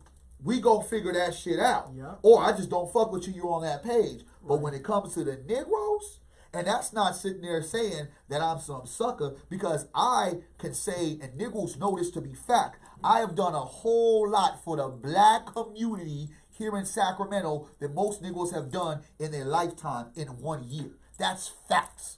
We don't have to go in, try to, figure that shit out to be if that's true. That's facts. So the reality is I do believe more than some. I love sis. He said more than some. We have to have Chrissy on the show one day, right? Yeah. And I have to agree with my sis because, like, in the end of the day, like, things would be a lot different because Negroes always want, because here's the thing about it. Not only black men, but black women are comfortable in positions of power, but most Negroes are comfortable in positions of power. Here's two things that I saw that just interrupted my whole groove, right? Okay. You have one brother that's speaking on the evils and the ills of what happened to his brother and standing. And it's like, okay, this little nigga standing, he's running around here trying to do his thing. And then you have another brother that's holding down the system of white supremacy, right? And then all of a sudden, in places and things that these brothers both were at, these brothers are coming together and brother holding up fists and other brothers smiling, and it's a police and an activist. To me, if I'm at this point where I'm trying to come at you, we're not taking no photo ops at this particular time. We're not cool. And every time that we're on stages, I'm going to make it a point to make your life so uncomfortable because I'm going to tell and speak truth to power. You can't just 1 minute be chummy, sweet for the cameras and then turn around and flip the script and then want to sit there and say, I want this person to be fired. It makes no sense to me. You have to hold your ground. So most of the time, I believe with the Negro, they're always trying to find a way to appease other black men because they're not truly ready to engage in uncomfortable conversations. And I've seen this across the line where Negro behavior, silly Negro behavior, are not checked because certain Negroes have titles and certain Negroes want positions and certain Negroes want to have good grace. Like some Negro told me that, well, Chief Hunt is doing a good job. And I said, how? I said, how? He said he would have been better than Summers. I said, well, I don't know if I agree with that. Because with Summers, at least I know what it is. With Chief Hunt, I don't know. Because I'm expecting him to do the black thing, but he's actually doing the oppressive thing. So the reality to me is that we need more individuals to hold individuals accountable, because the funny part about it is a Reverend Jesse Jackson, a Reverend Al Sharpton that your sister Khadijah had just put up there. Them Negroes have been making a mockery of us as black people to be empowered. And when that Negro, Reverend Sharpton, sat there and came, I tried to get a bunch of black men to go over here and sweep this Negro up. Negroes didn't want to do it. Because I wasn't going to be the only one. Why? Because if I was the only one doing it, it would have been Barry's trying to get attention. Barry's being selfish. It would have been all of those different things. You feel what I'm saying? Right. Because I don't believe that nigga should have been over here just doing whatever he wants to do. I don't give a fuck if the family is calling you, nigga. You got to check in. And that does not happen. And that's the reason why I've been an outliner in this community, because I haven't played ball with these niggas. I play a whole different kind of game. They're playing baseball and I'm playing football. But go ahead. No, what I was gonna say is that's what get me too. Sometimes it make you feel like maybe you should just leave the family alone, let them niggas go for it on their own. 1 minute it's like we want your support, but then the next minute you don't want to respect motherfuckers who's behind you fighting with you. That's a problem we have in the black community. Yes, I'm seeing that. That's a real problem. It's like, well, let's just let you go and fight the system by your motherfucking self, since you gotta call people out town to come. Yeah. Let them motherfuckers come and help. Yeah. To be a shit show. Yeah, like, you know, or you just like the track record, or you just like the track record of this person has made any change within the last 10 years. You know what I'm saying? And I think that sometimes why we get into this place where because we got a place of disrespect and we have a place of lack of trust. And we have this place where it's no transparency. And I think that with Negroes, one thing we do as well, one part, we can't give it up. Like when you are on a title, like I know, for instance, Queen, you get to a certain age, you're done with this shit. You know what I'm saying? It's either you're going to pass it over to somebody else or you're just going to leave it where it sits. Because if nobody wants to step up and say, hey, I'm going to shadow you, that don't mean I have to be with you every day, Mama Ro, but I'm going to shadow you enough for you to be able to say, here's the fruits of my labor, run with it. Either we're not prepared to give it up, or we don't give anybody their props. And what I see when we talk about the things that happened here in Sacramento, the reason why this movement died, the reason why it was selfishness, it was attention seeking, it was the wrong people now starting to get the microphone, and it was families that didn't really understand that before you even got into this unfortunate fraternity of death, there were people working to raise and to lift your family's name before you even came, and it was easier for you. So when you start thinking that you're the only person, we every day on our shore do what? We big up our ancestors, because you and I both know niggas like us ain't the first, will not be the last. Hello. And we're not going to pretend like we are the ones that created this black blueprints. We're going to give it to our people, and we never overshadow or disrespect or say, unless these niggas really didn't move us forward, that the Panthers wasn't a righteous, empowering organization, that Black Lives Matter was the true organization that uplifted us. Fuck no, we're never going to say that. No. But now generation will pretend Black Lives Matter, the movement, was the cultivating movement that let us understand what police violence looked like. No, it was a hashtag and a slogan that just took off. Barry, what my damn? Don't forget, fan me out. You just said a whole mouthful up in here. You know what I mean? I think sometimes, you gotta be honest, Barry, right? that's part of the issue that we got as a people. Honestly, when you said that, it made me think of something. I also think we got to be honest that there's price tags on Black death. Woo. There's a price tag. Because of all of these deaths, some of us got better jobs today. Because of all of this death, I can actually buy myself a house that the money that they're getting paid for my child getting shot and killed by the police. See, this is shit we want to talk about. Because I ain't never heard somebody say, you know, with all the money, you can't bring my baby back. We know there's a price tag. Yeah. And that's the sad part. And let me tell you something. Our enemy knows that about us. Oh, let me go even deeper. Oh, shit. Where were you when your baby was struggling? Where were you when your baby was falling down? Was that still your baby? Because you was nowhere to be found. Because this is the whole thing. Because once you start layering down and opening up the floodgates, you see the dysfunction that actually created why your baby was in a position to be birthed. But we don't want to ever talk about that. There is no accountability to what black people do to ourselves. I always say, what the fuck was you doing before that shit happened? That's what I like to know. Was you an activist out in the street? Was you feeding the homeless people? I mean, what were you doing before Your kid, it remind me of the scene in the Spook Who Stepped Out the Door. Y'all, I'm a film buff, but I like certain films. And I remember they had trained up all the homies in the street. And then Shorty got shot. And Shorty was the drug dealer. And the dude says, this line was so poignant. He said, all of this training and this shit's gonna jump off over a job-ass drug dealer. I said to myself, damn. Like, damn. It ain't even like, y'all didn't go like this when they killed motherfucking people who was doing shit for us. Y'all didn't go hard like that. Not at all. I mean, shit. Not at all. And so it becomes, deep, it's just really deep because we reject the reality of our plight and accept the fakeness of everything that they display. Negroes know that there are certain people that should always be in the front and center of it to make sure it's real and to make sure it's honest.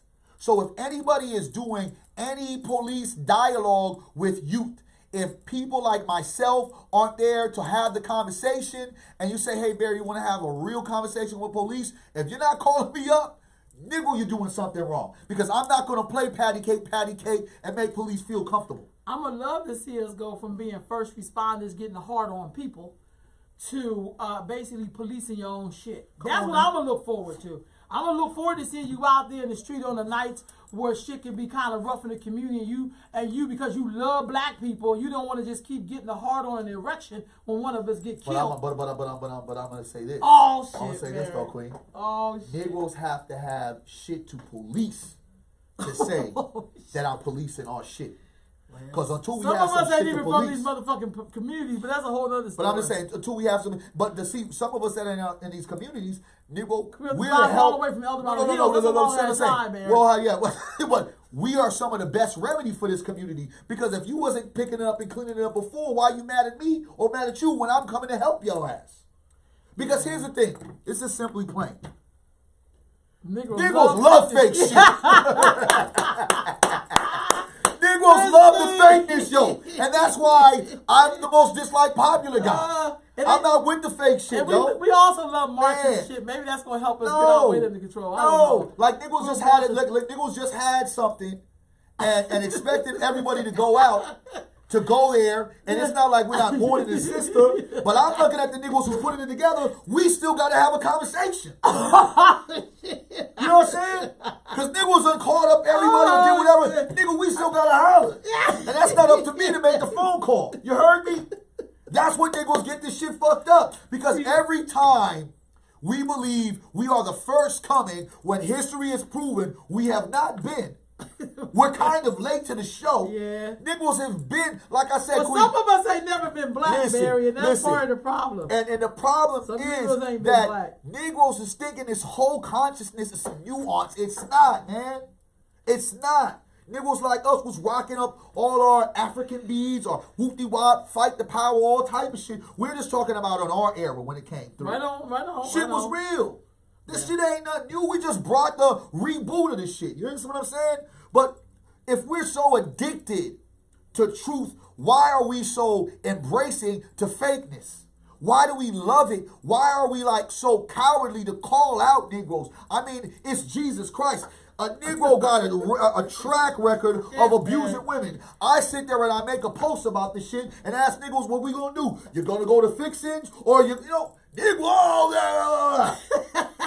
but I'm not telling a lie. I'm like, Negro, do your research.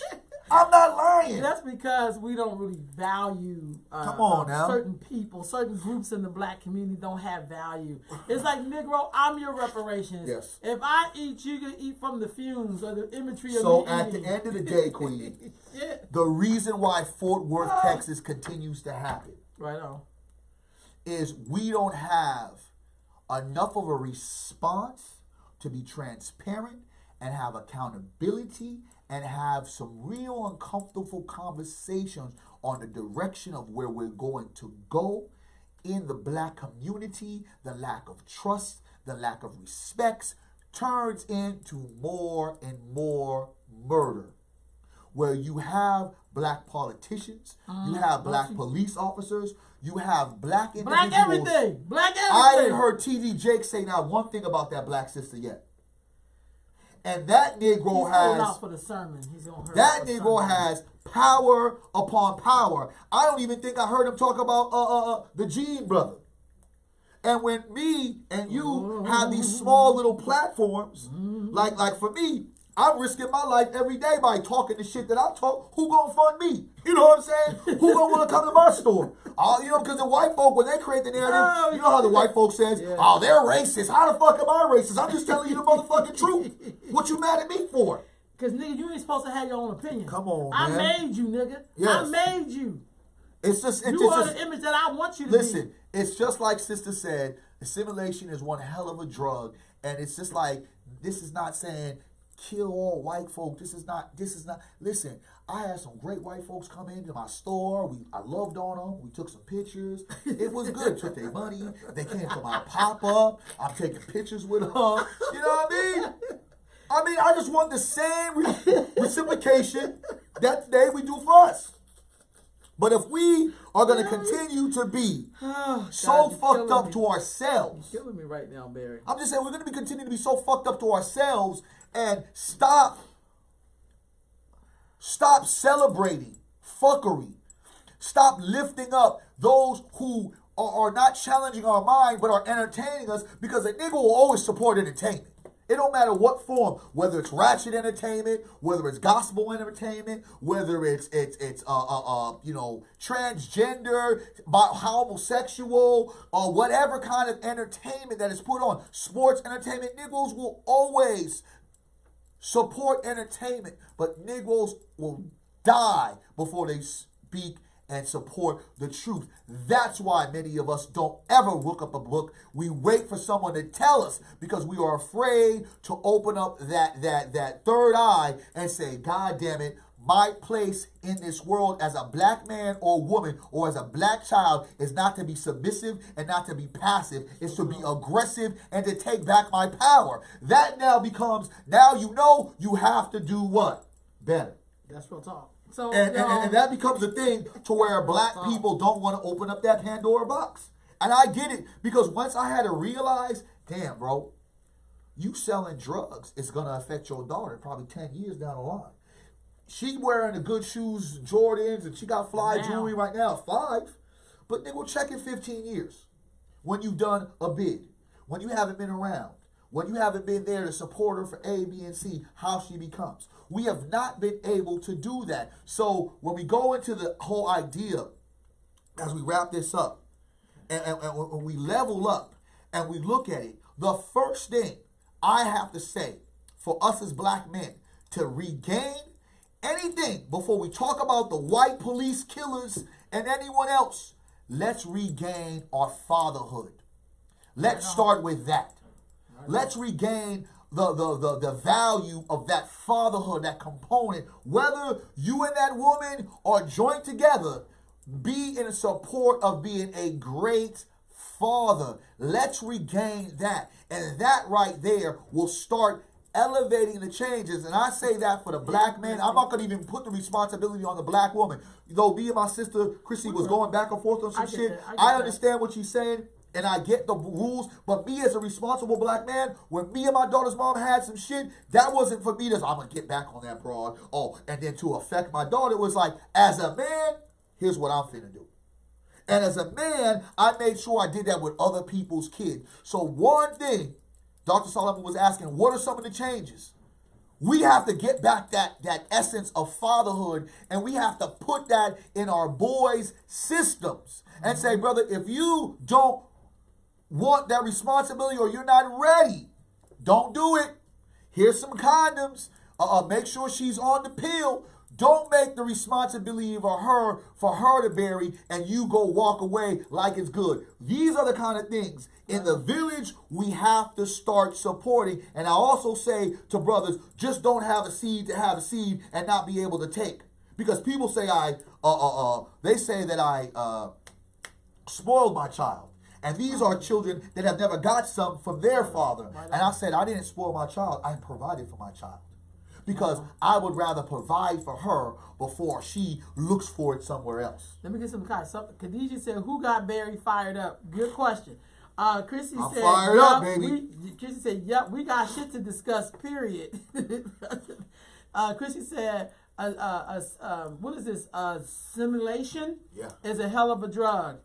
Christy said, "Yes, it is." So Christy, Dr. Sullivan said, "I'm so fucked up with what's going on, and I was a part of selling drugs. Yeah. It's like I'm doing selling, doing drugs now. Wife, 3 sons, 5 3-year-olds, 6 months old, all boys. How the fuck can I be a part of the change? Yep, help me on this." So you was responding to the brother. So Barry was telling you, and then Christy said, "Bitch assness is at an all time high." Damn you, Christy! Yeah. Christy on the roll today. Yes, level up. Starting with our families is the root. No, I always talk about the root. Because my thing is, it's a trip when you look at some of the civil rights people, and they on some righteous shit. You meet their kids and be like, what the fuck happened? Was they not with your ass? Like, what the fuck did I get that they didn't get? They with you all the time. Okay. And yeah, she said, yes, keep your semen to yourself. That's the reality. But that's true, though. Like, you know what I'm saying? Like, no disrespect. I done had a lot of black love in my life. Oh, shit. And I have 1 child. How is that? And I'm a good-looking brother. You know what I'm saying? Right. It's not hard for me to go get what I want to get if I want to go get it, right? So why do I only have 1 child?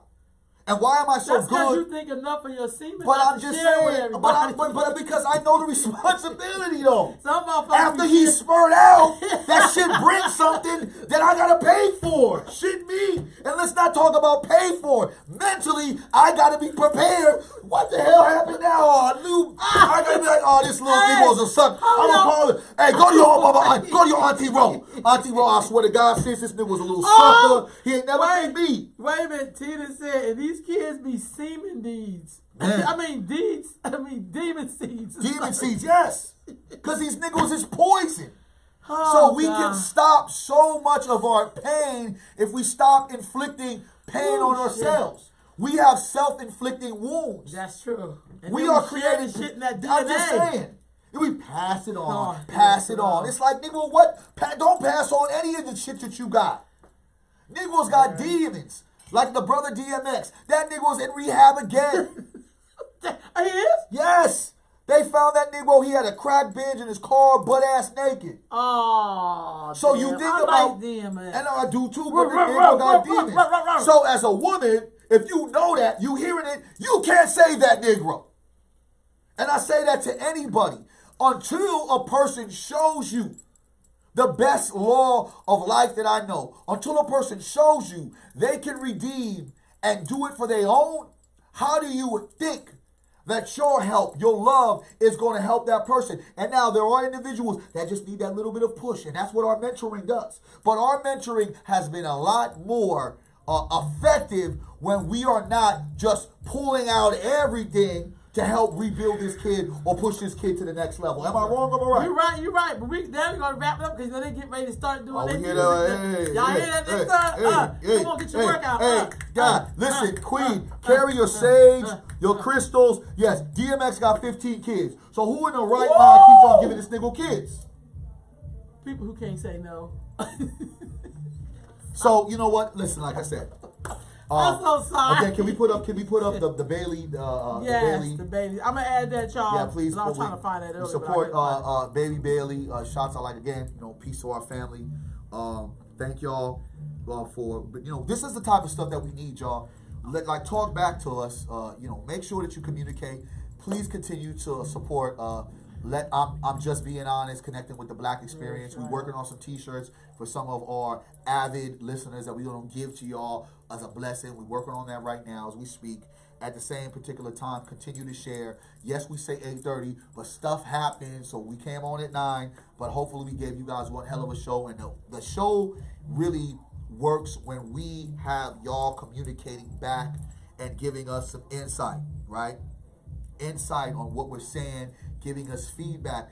Me and Mama Ro ain't here saying that we know everything. No, we are particularly very honest about we don't know a lot of shit, but we have experience. We're learning every day, and the true teacher is a teacher that can also learn from many people. And I'm talking from a young person all the way to an old, and learn from many mistakes. That's not saying that you should live by experience, but sometimes if I see a motherfucker jump in, he put his hand in a pot of hot water and burn his hand, that means I shouldn't do what? Put my hand in a pot of hot water. You know what I'm talking about? So it's just like I said, again, support our family and all the different things that's going on.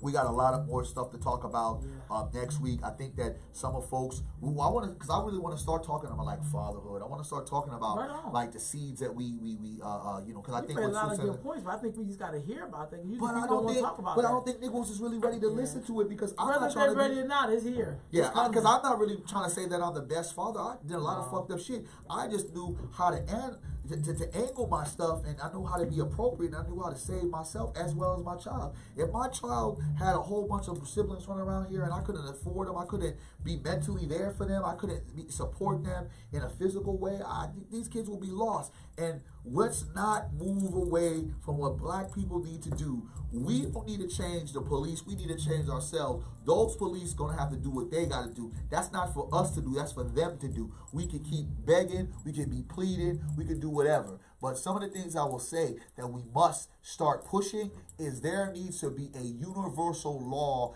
that drug testing is happening in non and lethal shootings.